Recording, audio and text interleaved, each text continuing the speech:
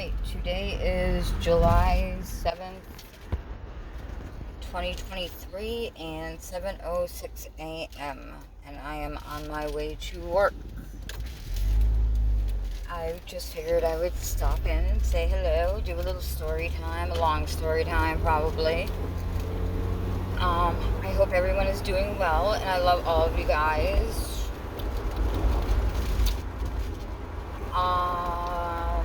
Okay, I don't know when my last video was legit, so I'm just going to go from, I don't know. Okay, so my mom's friend Marie, I think I've mentioned her before a couple of times. She had COVID when she had, even though she was vaccinated, then she had COVID again, and she had breast cancer and everything else. She got through all of it, and then she was in and out of the hospital the last couple of weeks before everything happened. And I called the hospital the last 2 times and asked them why they were sending her home. She wasn't okay, everything else. And then her caseworker, social worker, because she is older, said that people get better in the hospital, not completely healed. Healing is at home, and yeah. So after she was home for a day, she had to go back to the hospital. And I called again. So then I called the news, and because of HIPAA laws and everything else, they were interested in the story, but they couldn't do anything. So the last time that she was in the hospital and they sent her home with a plan. People were going to come in, respiratory therapists, nurses, stuff like that, because she did have a heart issue.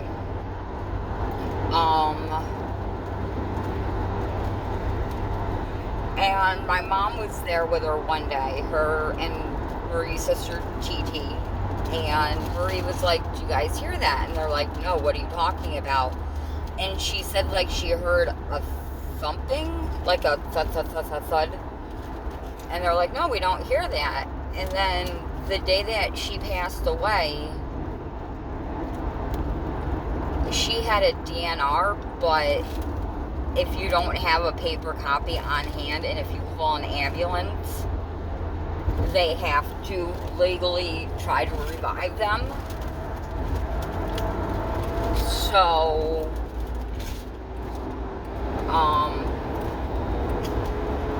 I guess they have this new thing in an ambulance, and I don't know, I have no clue what it is, but the way it sounded, it was the sound that Marie described to my mom and TT. So, but Marie told TT, do not call an ambulance, because she had one of those finger things where you can monitor everything, and her breathing kept going down, and like her sister knew, like they had to either put, they had to up her oxygen and everything, and her sister, and Marie was like, I guess she said no, and she told TT to wait, and she just closed her eyes, but they still had to try to revive her because they don't have the DNR, like a paper copy. And I was supposed to go over the next day. It was Friday. My mom called me, and I knew, and I just couldn't do anything. And I went downstairs, and I was like, but did she know that I was coming? It's like, she knew I was coming over. Why didn't she wait? I wasn't thinking. And it was kind of like that little girl mode, because I've known Marie forever, and I don't know, she was always one of those people, like, I thought that would be around for forever, and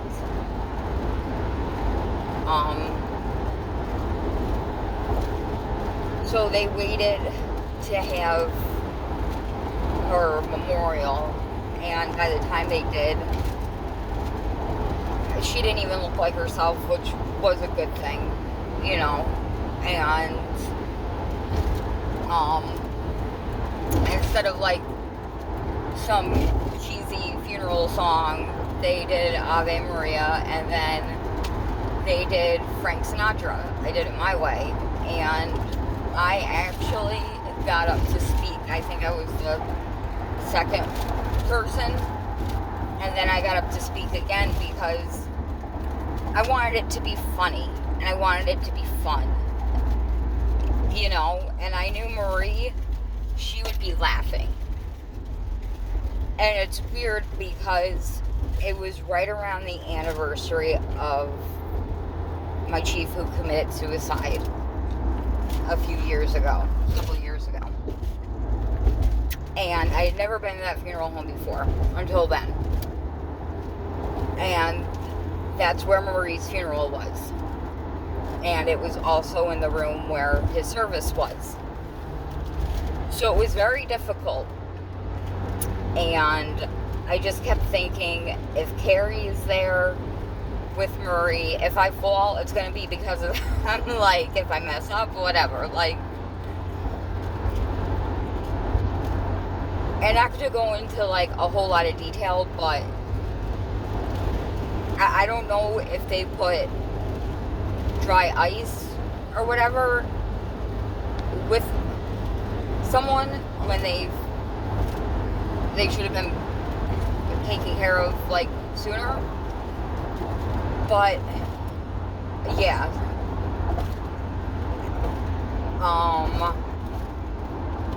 and then yeah, so that was it. So I guess she's cremated now. Her sister sent a picture of her urn to my mom, but I'm not ready to see it. So I'm not, you know, I don't know when she's going to be buried. It's a double urn. Her and her son.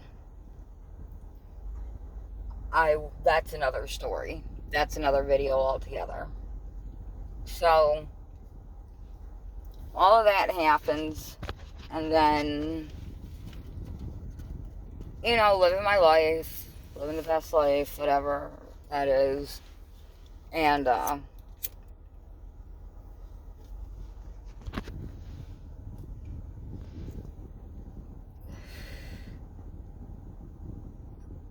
is it May into June? Whenever Memorial Day weekend is, whenever the holiday is, that Monday, I had my final, what will be my final egg retrieval. I had 2 follicles. It took almost a year to get 2 more follicles, and they were empty. So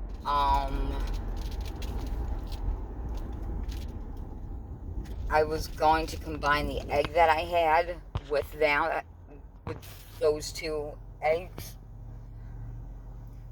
But the one egg that I got from last July when I got my septum pierced didn't survive fertilization. And like it thawed, and they did, you know, day 1, and then they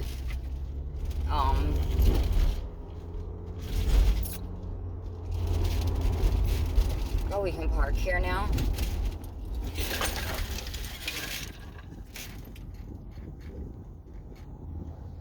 I guess so. Oh,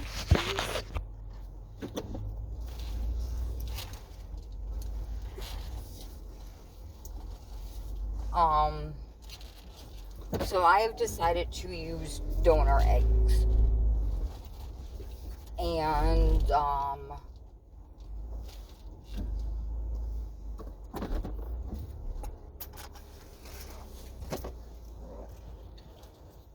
so that is what I will be doing.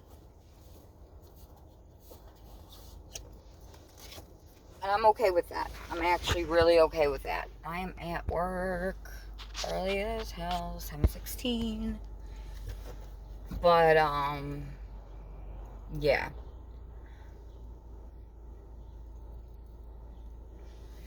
So the chick I talked to at work, you know, we're friends. And, well, we're not anymore. Because last Monday, okay, to break it down, I'm not going to use any names. Her daughter's 46. Her daughter is not the nicest of people at times. So, and I say the C-bomb for every and anything. I call myself a C-bomb. I call a piece of paper a C-bomb. In case you don't know the C-bomb, it's see you next Tuesday word. So,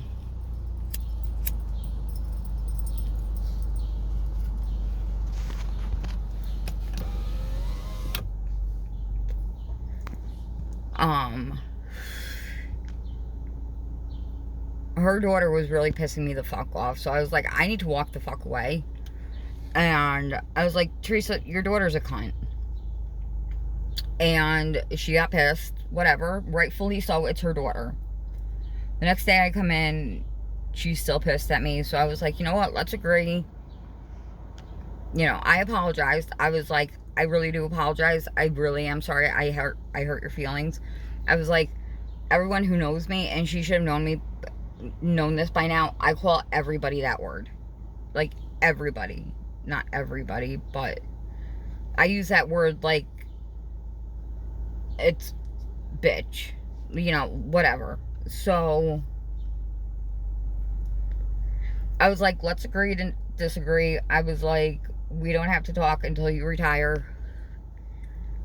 I was like, if you make my life a living hell, I will walk out and tell y'all to go F yourselves. And we really haven't talked since. And then at the end of the week, because a few weekends, like probably last month, I asked my friend Laura, I told my friend Laura, I'm sorry, I'm a disposable friend. And she said, like, she messaged me back and she was like, I need to think of how to articulate my words. So I call her just to tell, like, I just wanted to tell her, like, take as much time as you need. When you feel up to it, we can go get a cup of coffee. She doesn't answer. She messages me on Facebook and says, I'm getting on a plane right now. It's not an okay time to talk. You can message me, but you can't answer your phone, which would have taken 0.2 seconds to have a conversation. Whatever. So she messages me last Friday on my way to work. So I couldn't answer it right away. I look at it. She tells me basically that I have no morals and that her beliefs and my beliefs aren't the same. Aren't the same.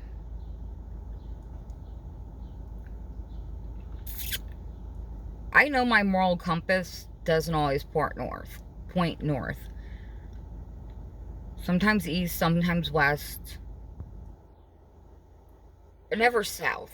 Never 100% south. And I even talked to my therapist about it because I have my therapy on Fridays. So it was like perfect timing.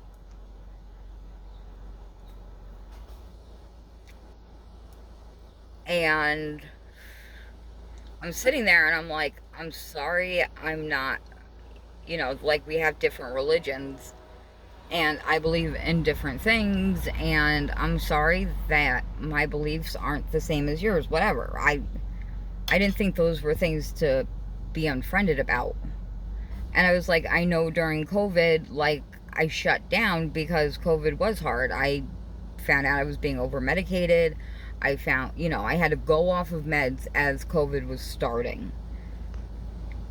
And the lockdown and everything else. And it was a hard time for me. And just in general, it was a hard time for everybody. So yeah, I did shut down. And I was upset that I was forced to get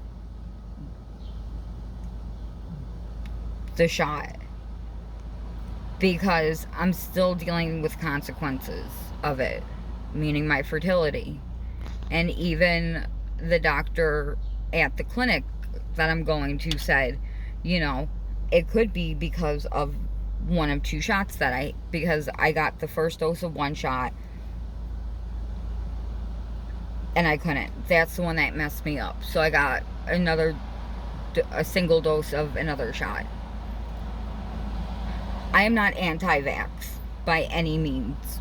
I get the vaccines that are necessary, you know. I just had to get a tetanus shot last weekend? 2 weekends ago. You know, like, I will take shots if they are necessary. And I was scared. Like, you're forcing me to put something in my body that I don't know what it is. And then you're telling me if I don't, you're going to take my job.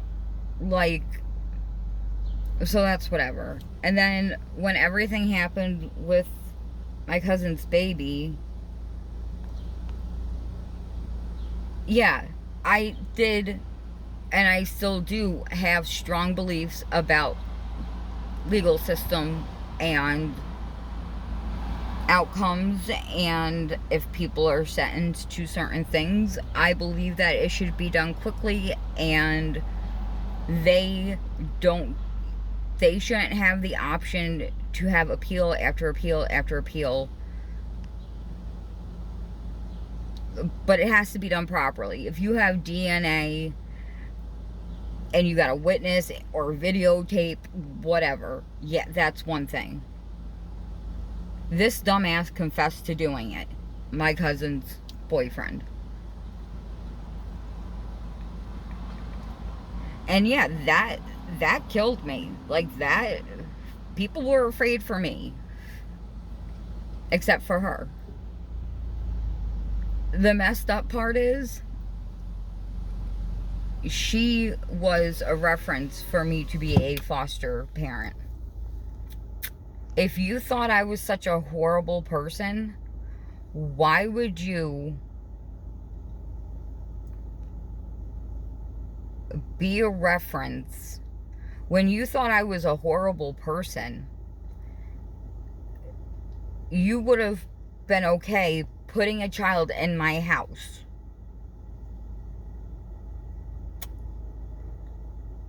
But that's okay. You know, and I'm thinking of it from that point of view. Like, you're saying my morals and beliefs are effed up, but you're willing to have a child in my home when you don't think I'm a good person. And I talked to my therapist that night, and he said usually when people bring up morals and everything as a way to do what she did, it's because they're questioning their own morals and whether or not they have any themselves. Or they think that because I have morals, or a person has morals, they question if they do or not. And I don't, you know, I look at psychology books. I want to major in psychology. So it's like, I know some things, but not what my therapist knows and my psychiatrist knows. So, okay, that makes me feel a little bit better. There were a couple of times when I asked my mom, you know, and I asked two of my other best friends, like, am I a good person? Because this chick has me thinking I'm the worst person in the world. And I asked my mom, I was like, why do people who don't even know me care more about me than the people who live in Albany or less than a half hour away?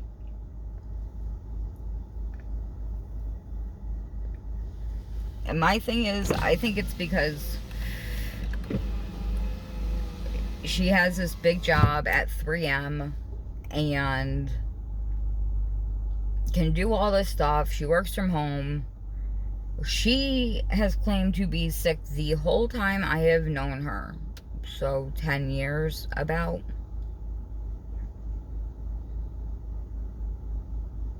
41 now.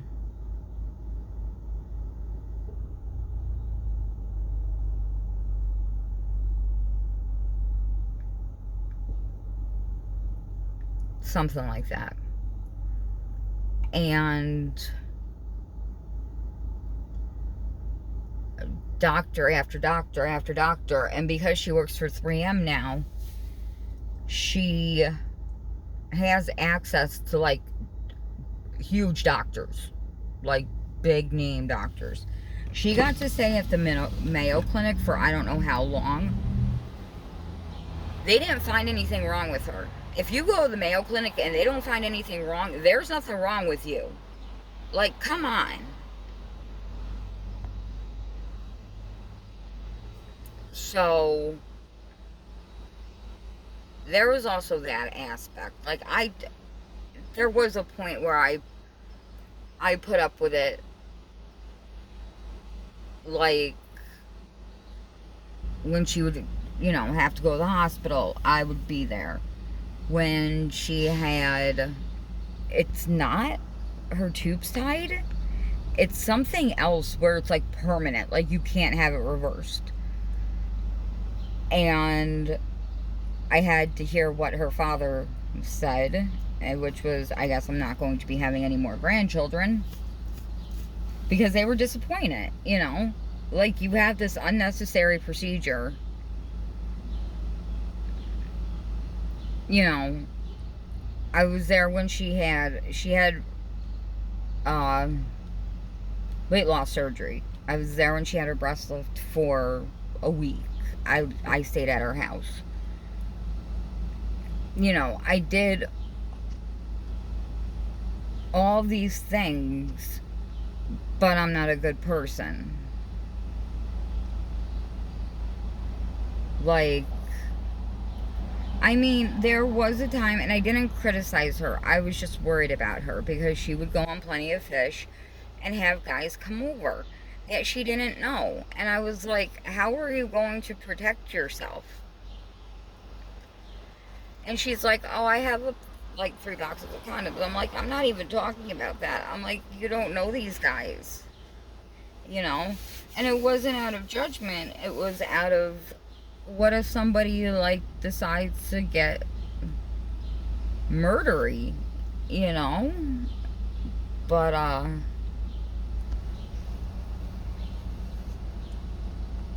yeah, she didn't care about that either. And then she said that when she brought me to the house that she bought, it was a condo. I had never been in a condo. So I was excited. It's like, fuck yeah, I get to see inside a condo. Like, my friend owns a condo, somebody I know. And she said that, and I will admit to this, I was really excited about all the outlets that she had. I get excited about stupid things. But I thought it was cute. Like, we were talking about, like, what room her office would be in and stuff like that. And the only thing I said, like, rude against it was, like, we came out and her neighbor, like, that she shared that walls with, didn't say hi. And then, like, she has a homeowners association. Like, if I'm going to pay for homeowners association fees, I want more than a 2-bedroom, basically, apartment. But I still thought it was nice. When I was really excited for her. But,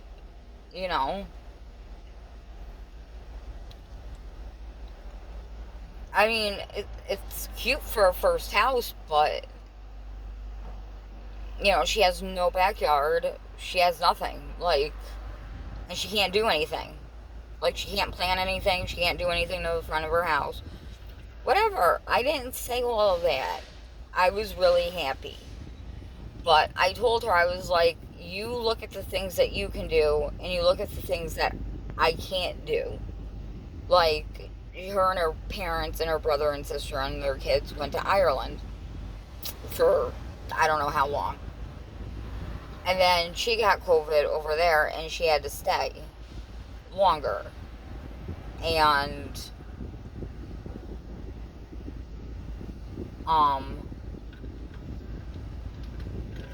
like, I can't just pick up and go to Ireland, you know. And I don't even want to go to Ireland, so that's whatever. So then, like, she can do things that I can't. And that's fine. Like, the stuff that she has, I don't want. You know? Like, and she was never happy about me having a baby. Like, she never was supportive or had anything to say.